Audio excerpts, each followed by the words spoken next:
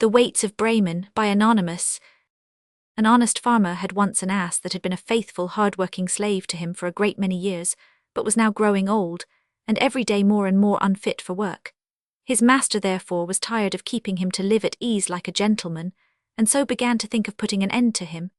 The ass, who was a shrewd hand, saw that some mischief was in the wind, so he took himself slyly off, and began his journey towards Bremen.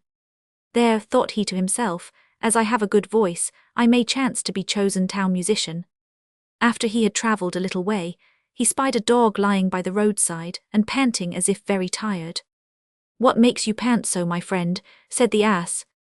"Alas," said the dog, "my master was going to knock me on the head because I am old and weak, and can no longer make myself useful to him in hunting, so I ran away. But what can I do to earn my livelihood?"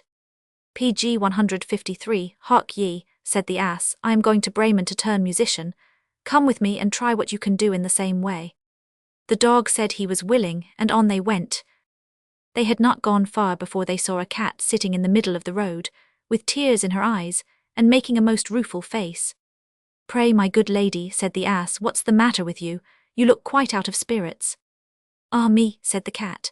"How can a body be in good spirits when one's life is in danger?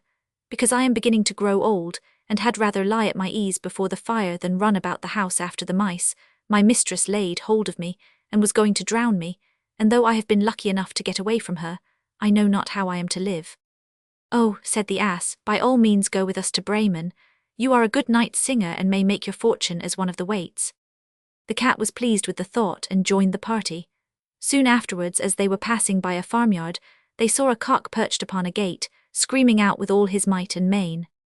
"Bravo," said the ass, "upon my word you make a famous noise. Pray, what is all this about?"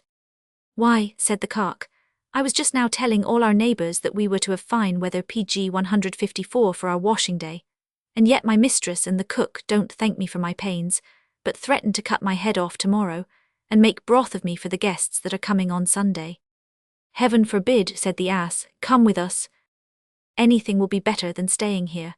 Besides, who knows, if we take care to sing in tune, we may get up a concert of our own, so come along with us." "With all my heart," replied the cock, so they all four went on jollily together towards Bremen.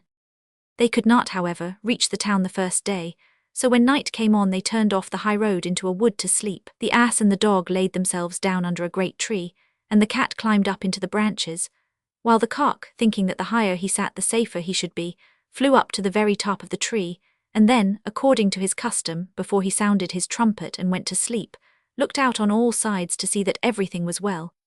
In doing this he saw afar off something bright, and calling to his companions said, "There must be a house no great way off, for I see a light."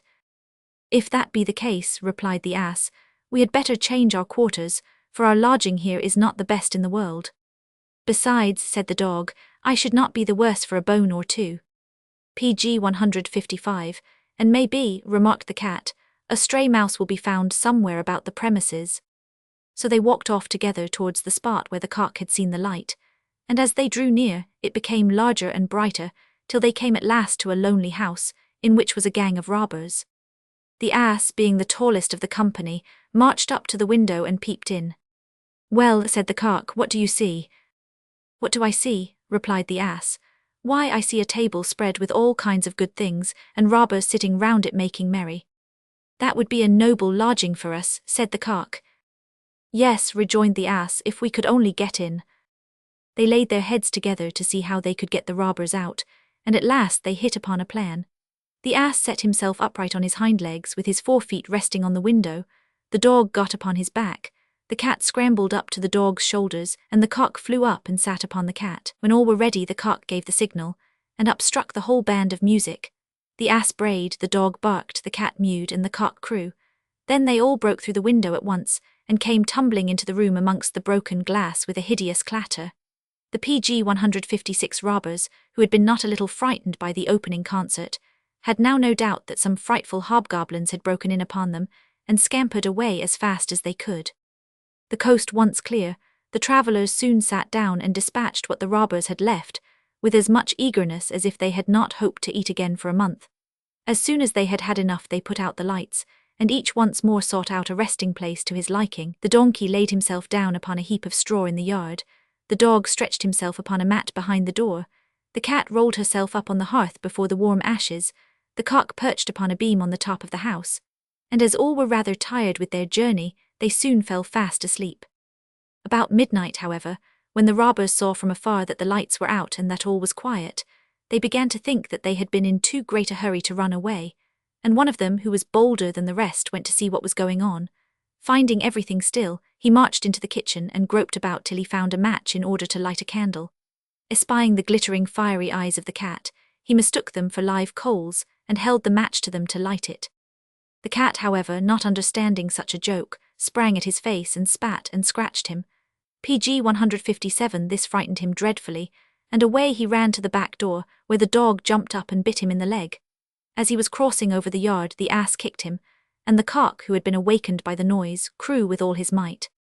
At this the robber ran back as fast as he could to his comrades, and told the captain that a horrid witch had got into the house, and had scratched his face with her long bony fingers, that a man with a knife in his hand had hidden himself behind the door and stabbed him in the leg, that a black monster stood in the yard and struck him with a club, and that the devil sat upon the top of the house and cried out, "Throw the rascal up here."